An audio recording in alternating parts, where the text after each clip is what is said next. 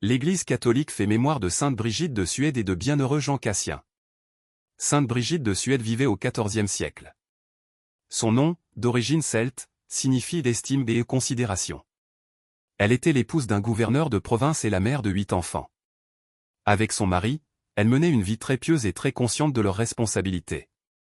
Le couple fit ensemble le pèlerinage de Compostelle mais l'époux mourut au retour. Devenue veuve, Brigitte commence à recevoir des révélations qui l'introduisent intimement dans le mystère de la passion du Christ et qui dans le même temps, mystique et politique seraient-elles inconciliables, lui donnent des lumières sur la conduite de l'Europe de son temps. Brigitte la mystique devient en particulier médiatrice de paix entre les rois de France et d'Angleterre.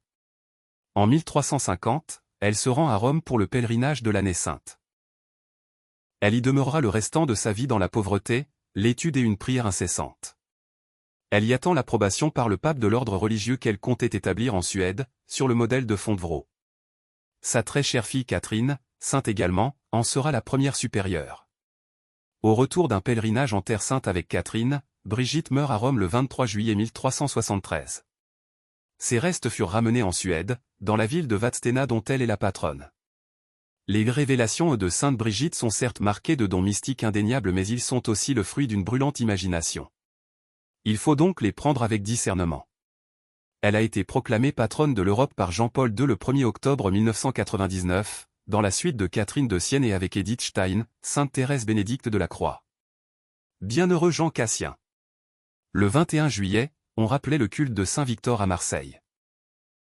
Voici aujourd'hui une autre grande figure de la cité phocéenne, très proche de lui, Jean Cassien. Plus de 300 gens auraient illustré ce nom qui signifie « Le Seigneur fait grâce ». Le bienheureux que nous célébrons en ce jour fut moine à Bethléem puis au désert d'Égypte, diacre de Jean Chrysostome à Constantinople et débarqua à Marseille au début du XXe siècle. Il y vécut les 20 dernières années de sa vie, près du tombeau de Saint Victor. Il mourut à Marseille en 433. Il a établi les bases de la vie monastique en Occident. Il est l'auteur des conférences des anciens et des institutions cénobitiques. Sainte Brigitte de Suède, bienheureux Jean Cassien, priez pour nous. Évangile. Ils ont donné du fruit à raison de 100 pour 1. Alléluia. Alléluia. La semence est la parole de Dieu.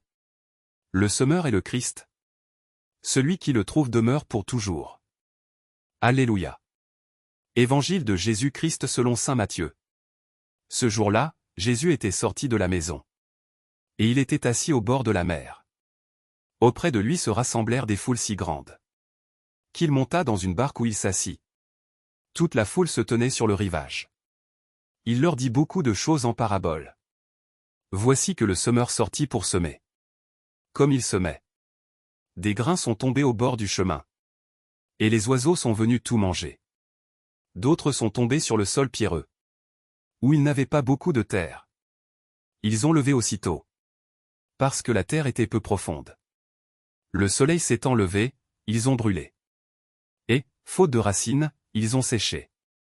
D'autres sont tombés dans les ronces. Les ronces ont poussé et les ont étouffés. D'autres sont tombés dans la bonne terre. Et ils ont donné du fruit.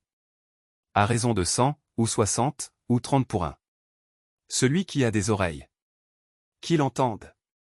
Acclamons la parole de Dieu. Louange à toi Seigneur.